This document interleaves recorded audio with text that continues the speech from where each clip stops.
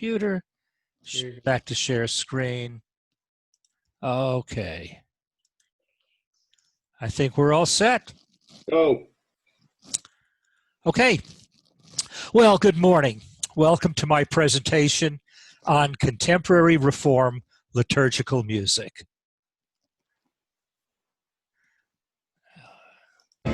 אדון עולם אשר מלך טרם כל יציר נברא לעת נעשה וחפצו כל אזי מלך שמו נקרא ואחרי ככלות הכל לבדו ימלוך נורא והוא היה והוא הווה והוא יהיה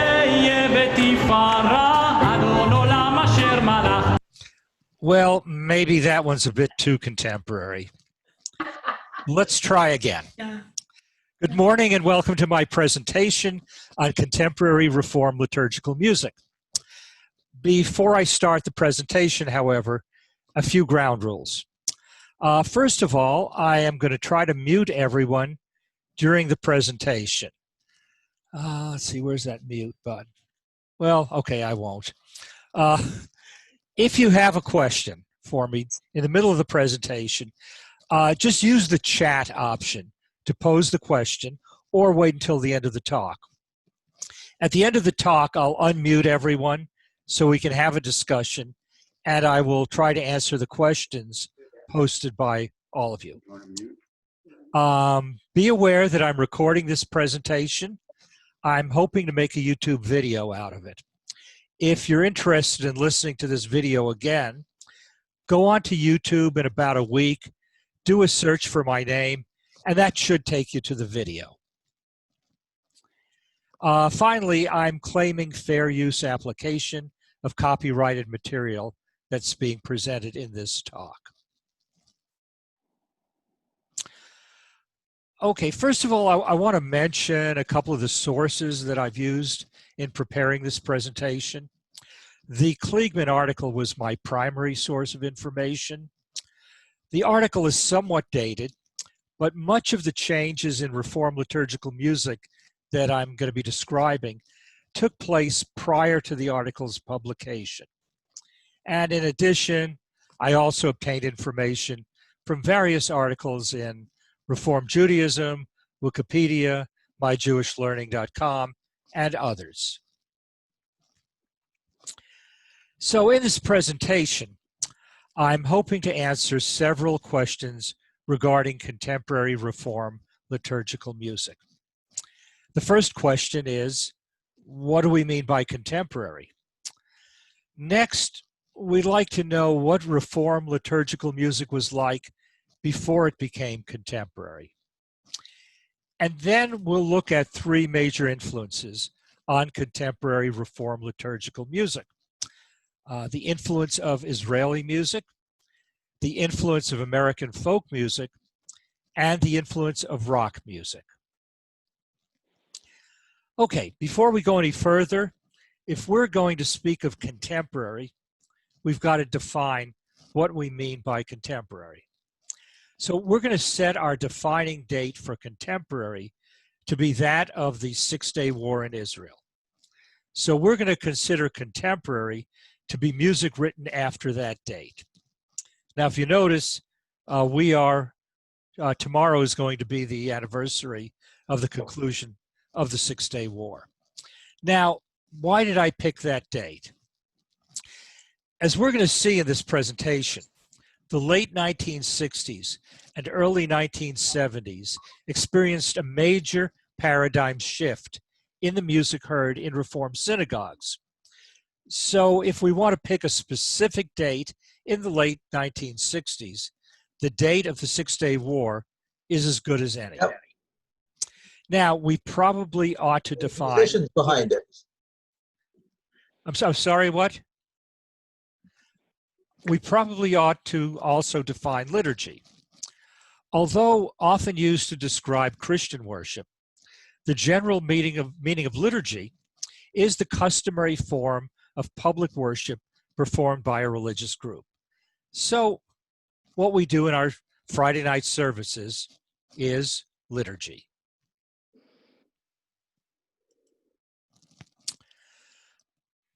Back to contemporary. The term contemporary refers to a genre of liturgical music that developed around the late 1960s. To understand what I mean by that, let's look at liturgical music in the Reformed synagogue before the time we defined as contemporary.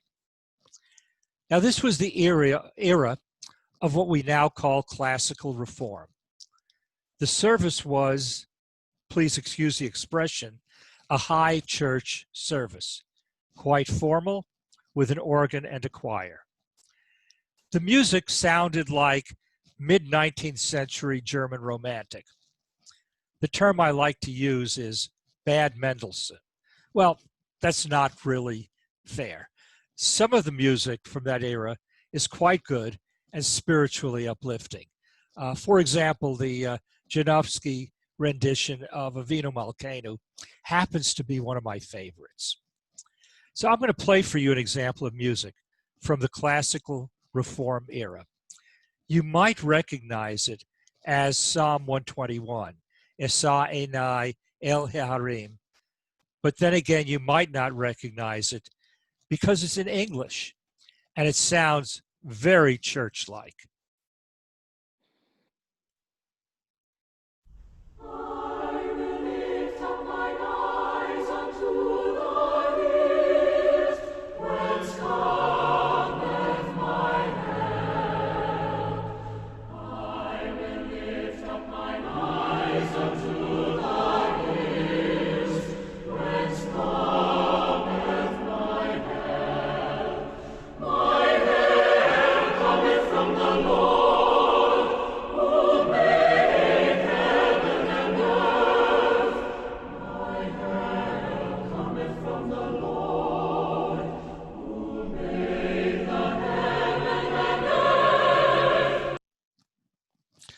Okay, so that was an example of classical reform.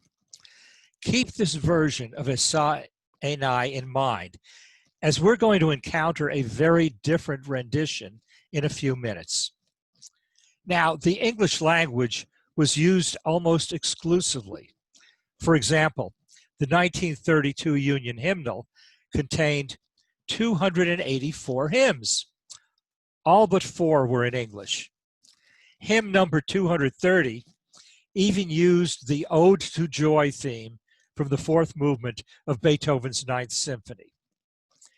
The feature common to all liturgical music at that time is performance. You would be in your seat in the synagogue listening to the grandeur of the organ and choir and the virtuosity of the cantor.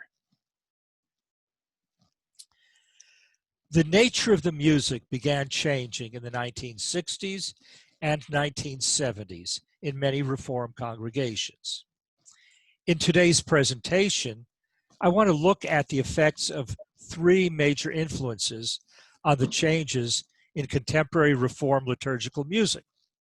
And these 3 influences are Israeli music, American folk music, and rock music. Together, they generated a genre of liturgical music that was very different from what Reformed synagogues had seen before. Let's first look at how Israeli music influenced the Reformed liturgy. Originally, the Reform movement was ambivalent, if not opposed to Israel. After all, in the United States, Reformed Jews proudly proclaimed America is our Zion. However, after the Six-Day War, the movement took an increasing interest in Israel as a model for Jewish identity. One way in which American Jews increased their identification with Israel was to use Israeli melodies for their prayers. And one way in which Israeli music entered the liturgy was through the Hasidic Song Festival. Popular Israeli music at that time was upbeat and lively. The Hasidic Song Festival competition gave Israeli songwriters the opportunity to write original melodies to the lyrics of biblical sources, thus integrating Jewish tradition to Israeli music. Annual tours to the United States gave American Jews the opportunity to hear these upbeat renditions of the liturgy. Here are some examples of liturgical renditions from the Hasidic song festivals. I'm sure you've heard each one of these in the synagogue. The first example we're going to hear is the rendition of Oseh Shalom by Nurit Hirsch. It's become a standard melody in many synagogues.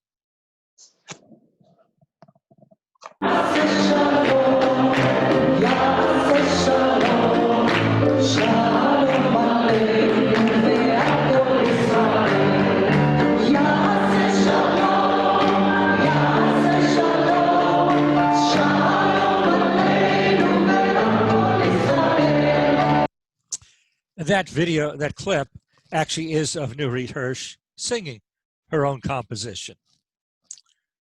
I'm sure you're familiar with that one. Second example, Shema Yisrael by Tzvika Pick. And we hear this version too, very frequently in many synagogues.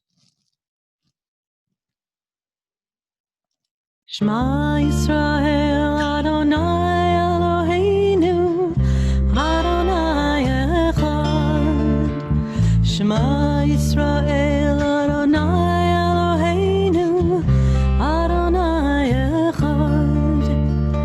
Shema Yisrael Adonai Eloheinu Adonai Echad. Shema Yisrael Adonai Eloheinu Adonai Echad. Less well known, but familiar to many of us, is this version of Adon Olam by Uzi Chitman. Adon Olam Asher Malach B'terem Kol Yetzir Nivra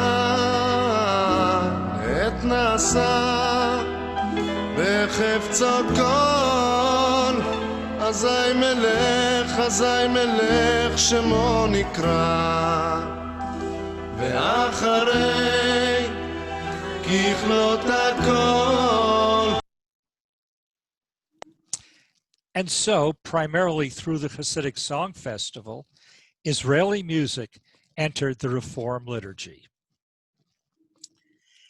Next, we're going to look at the folk music influence.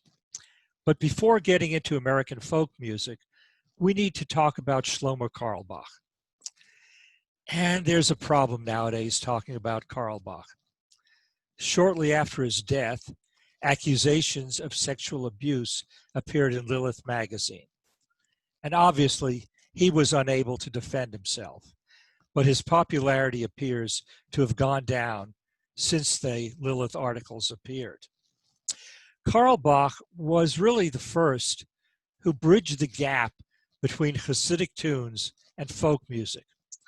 And he served as the inspiration for many singers that came after him, including the ones we'll discuss later in this presentation. Here is Carlebach singing his rendition of Esa Einai.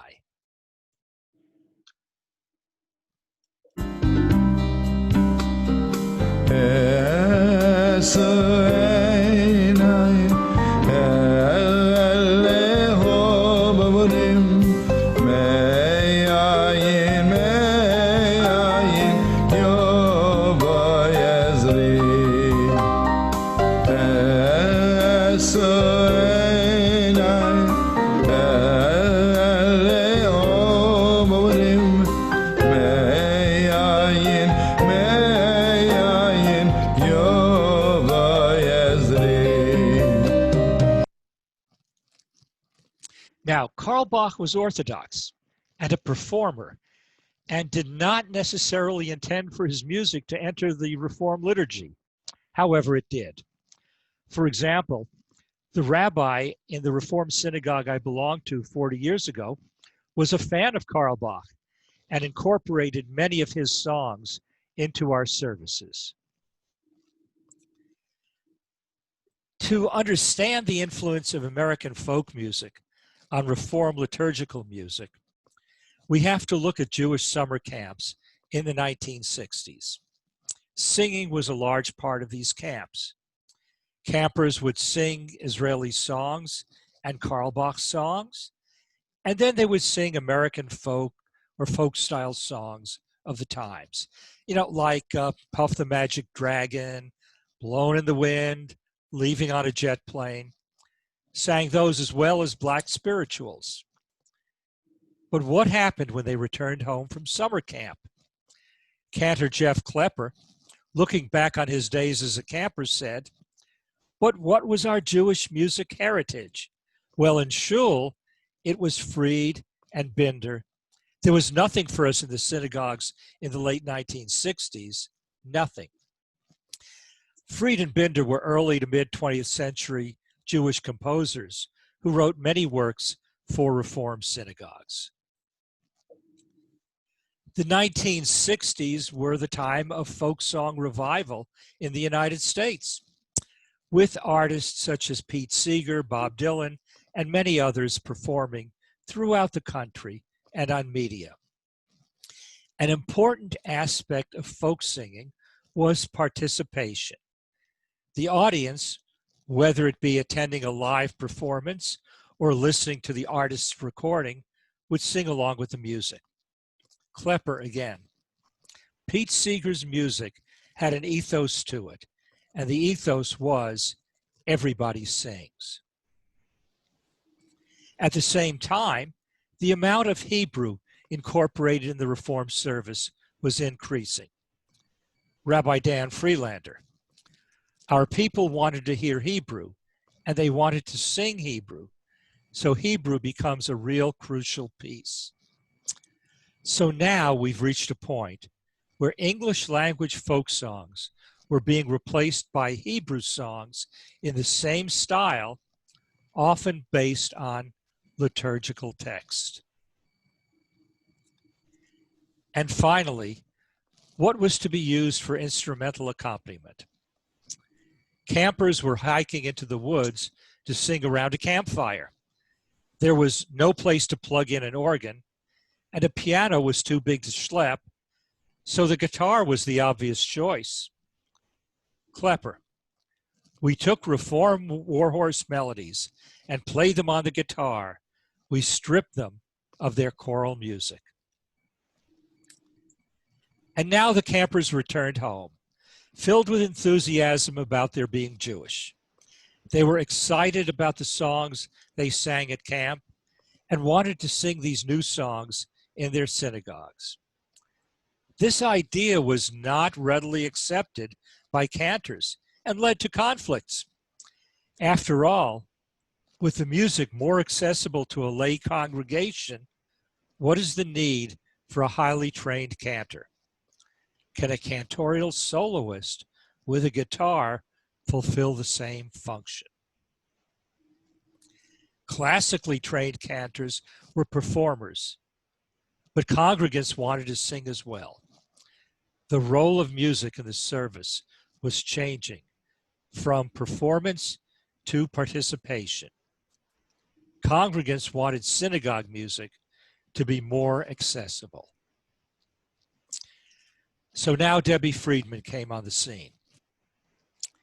Influenced by the social action songs that were popular in the 1960s and 70s, and by such artists as Peter, Paul, and Mary, Joan Baez, and Judy Collins, she wrote songs that were easy to sing and had repetitive melodies, so that if a congregant didn't pick up the melody at the start, they would be able to pick it up later in the song. Here is Debbie Friedman's version of Shema Yisrael.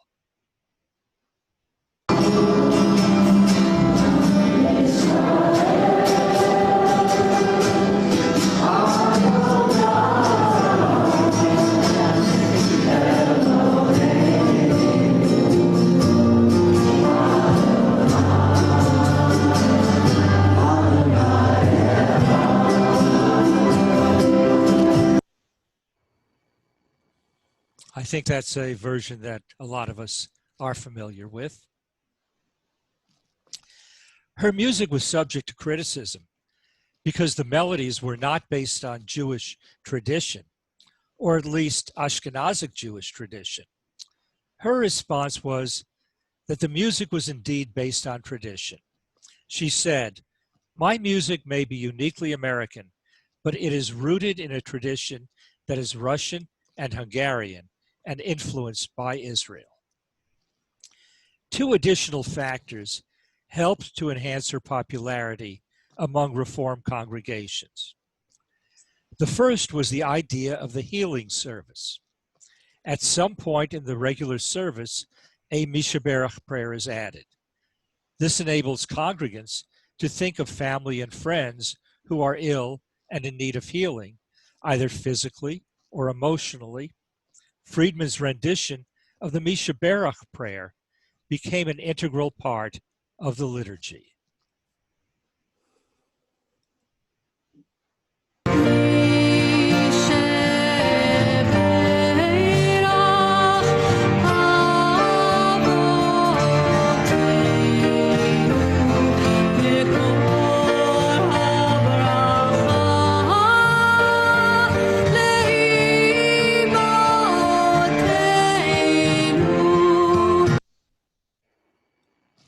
The second factor was feminism.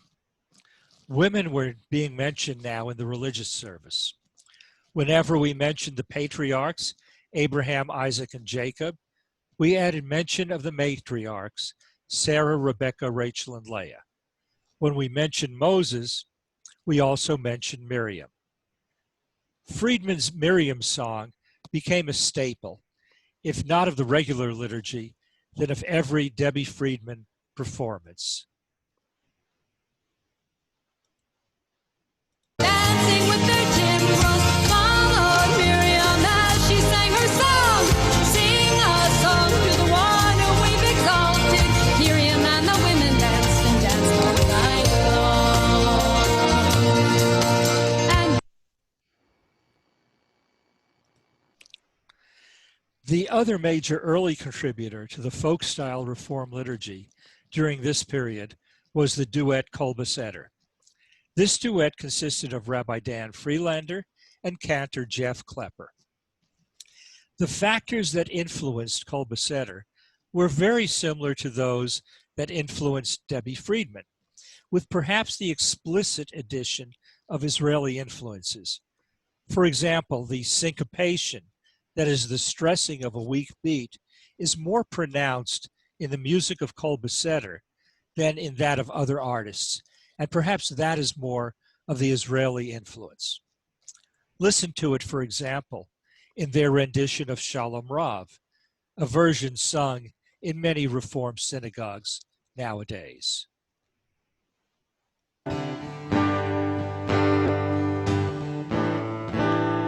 Shalom Rav al Yisrael Amcha Tasim Leolam. Shalom Rav al Yisrael Amcha Tasim Leolam. And that was, in fact, Kol Beseder, with Rabbi Freelander singing and Cantor Klepper on the guitar.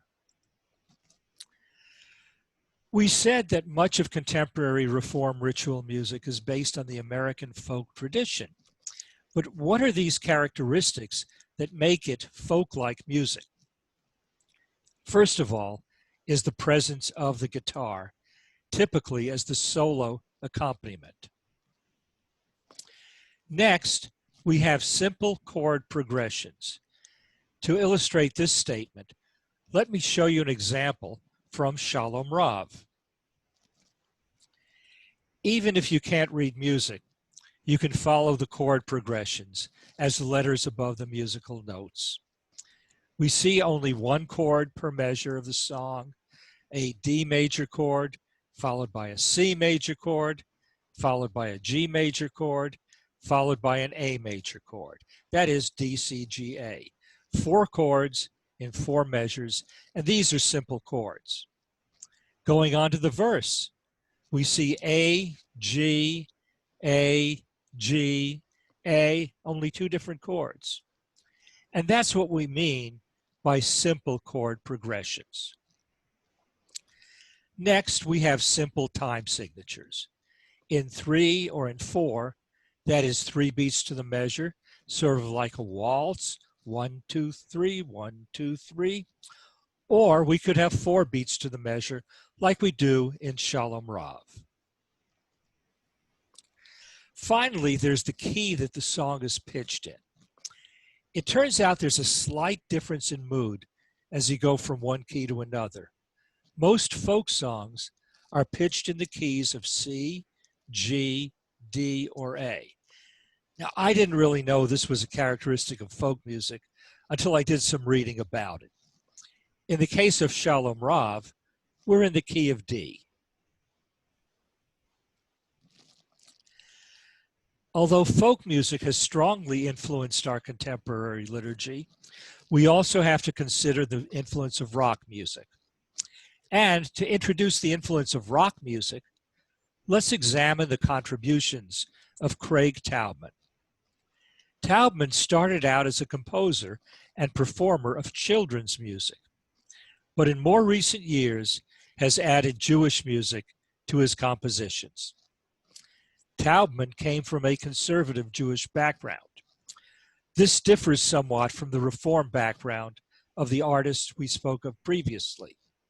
In particular, summer camps had less impact on the liturgical music in the conservative tradition. And Taubman's music was meant more to be performed in concert rather than incorporated into the religious ritual. However, his rendition of Lecha Dodi has become very popular in Friday night services.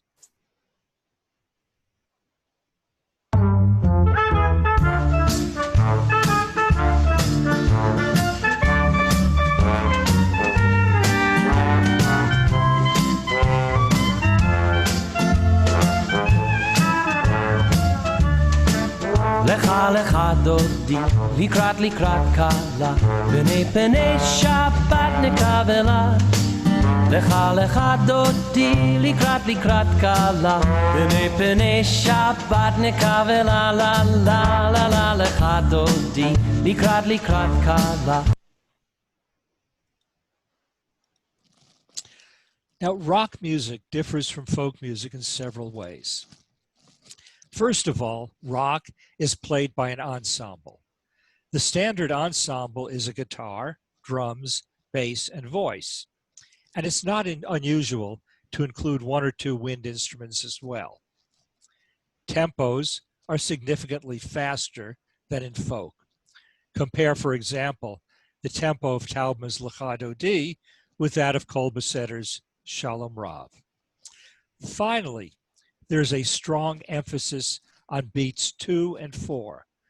Let's go back to Lecha Dodi and look where we really want to clap our hands.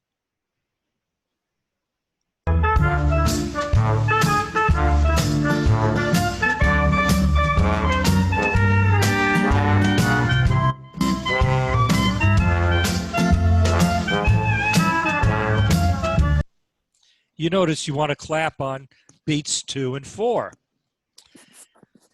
Note also the klezmer influence by including the clarinet in the orchestration. So we've seen and explored 3 major influences on contemporary liturgical music: Israeli music, American folk music, and rock music. Let me conclude this presentation with the following observation. Since the 1960s, new styles of music had entered the liturgy. Entrance has not been easy, and there has been opposition. Writing in favor of the new melodies and rhythms is Rabbi Freelander. He refers to special and spiritual moments and feeling connected once again to our community and our God. But are the melodies Freelander is writing about Jewish? Samuel Adler, a noted composer and faculty member at the Eastman School of Music and at Juilliard took an opposing point of view, referring to the music as pseudo-Jewish, pseudo-pop American, and pseudo-Israeli. And with that debate still open, I will close with several takeaway points. 1. Contemporary Reform liturgical music represents a musical genre characterized by upbeat tempos, simple melodic lines, and lots of repetition. 2. The major influences on contemporary Reform liturgical music have been Israeli music, especially that of the Hasidic song festivals, American folk music as sung in Jewish summer camps, and rock music. Can rap be far behind?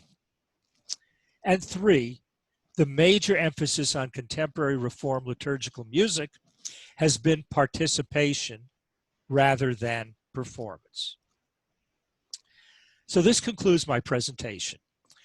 At this time, I would like to apologize to all those outstanding artists whose contributions have enhanced our Reformed Jewish liturgy, whom I was unable to mention. I had to draw the lines somewhere. Well, thank you very much for your attention, and I'd be happy to answer questions at this time.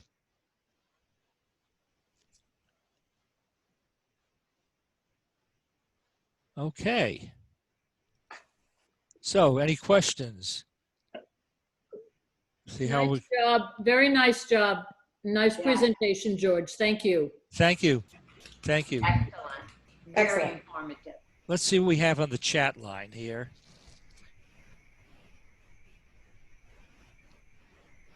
First, let's see.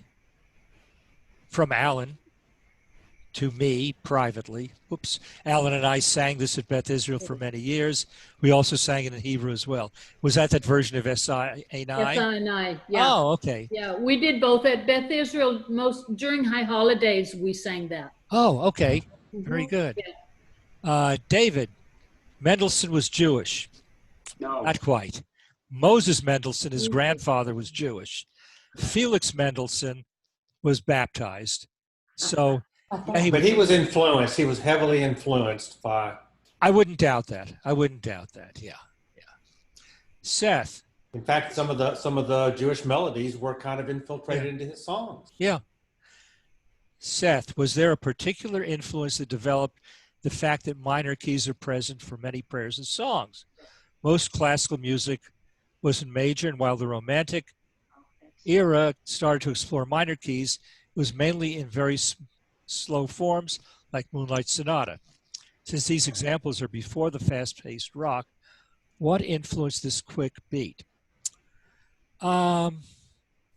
It's a very good question, Seth. Now, yeah, a lot of Jewish music is in minor keys, and in particular, European, Ashkenazic Jewish music is in minor keys. Can anyone add to that? I mean, We're very sad, and the music lends towards Where's the raise your hand? the Is sadness that- of our do you think that's the experience as case? a people. Do you think that's the case, that the music is sad? Plaintive. Plaintive, yeah. I mean, you listen to a lot of Russian music, and a lot of it's in minor. Yeah. Good question, Seth. That is a good question. Seth. Yeah. So Ashkenazi was East. Ashkenazi was like East Europe. Ashkenazic means Central and Eastern Europe. Germany, Poland, Russia. That makes sense then. Sorry. Western and Eastern Europe, they're like lines of, they're like, I know that Western and Eastern Europe, they're lines of like the way they like make music. Like Western went from like classical and then like branched into like pop and all that, and I know that like Eastern, that's where like a lot of minor keys came from, just because it's such a different place. So if Ashkenazi was from Eastern, that would make sense. Okay. George? Yeah. there's really a robust. I mean, this idea of contemporary music, it's kind of a moving target. It kind of moves along the same timeline as, civilization's decades. Yeah. And I know that Shir Shabbat, we're always kind of challenged to try to add some new melodies to our repertoire. There are many, many melodies being sung. Sam, our son, is a student cantor at a couple of synagogues in the New York area. Right, right. And thank you for sending me that link. Really enjoyed listening to him. They're singing a lot of song melodies I haven't heard that are beautiful. Yeah. Lots of naguns. Mm-hmm. So we have a lot to learn. Yeah. I mean, the contemporary music, really, not all of it is folk song-like. Right, right. But I think the point I'm making is that there is a heavy folk song influence in a lot of the contemporary music. All right. Seth again. Very good. You're saying that it stripped the choir from the performance, but if you look at it differently, the choir never left. It just changed the participants. Also, guitar is not the only transportable influence. The second part you answered. Okay. Yeah, so. Alan, you're complimenting me. I don't need to read it. I mean, I don't need to read it out loud. I'll just read it myself. Linda, is it mostly because of Israeli influence that the songs are in Sephardic Hebrew? The little Hebrew that was in classical reform was Ashkenazic. That's quite true. I think part of it is that, especially in recent years, and let's again use the Six-Day War as the dividing line, that within the Reform movement there was increasing interest in Israel, and the feeling was, let's speak Hebrew the way the Israelis do, rather than the way that our great-grandparents did in Eastern Europe. So I think that's one of the reasons we use the Sephardic Hebrew rather than Ashkenazic Hebrew. Let's see, what else do we have here? Oh, Rachel. From Barry Halpern. Beth Israel brought in Beatles music for a service and the place filled up. Do you think that was reducing the importance of the service? I don't think so, but I did not attend the Beth Israel Beatles services. I heard they were very popular. My argument always is, if you bring people in, that's great. Get more people involved. But I guess there are differences of opinion in that. Speak up. Okay. Hey, Yeah, Rachel. When we went on our congregational trip to Israel, yeah, Carol and I have an experience. Remember, Carol? Yeah. We went to the train station, and they were outside playing Israeli music and dancing. And even to this day, I feel like I want to cry. That's because right. it was so touching and moving. Mm-hmm. It was just, it's different. I think Israeli music does sound different than what we do here. Yeah. Very true. They do Thank the whole, looking up and, it's just so vivid. And I think it was a combination of the music and the setting. Yeah. That was so moving. Yeah. I think it was a combination. Yeah. Okay. No one else has any more comments? Well, thanks very much. I appreciate your attention. Thank you. Thank you, George. Thank you, George. Really a wonderful presentation. Thank you. Thank you for all your work. We'll see you all later. Thank you. Bye-bye. Bye, Have a good day. Bye, everybody. Bye-bye. Bye. Thank you. Bye-bye. I texted Freda. I don't have George's number.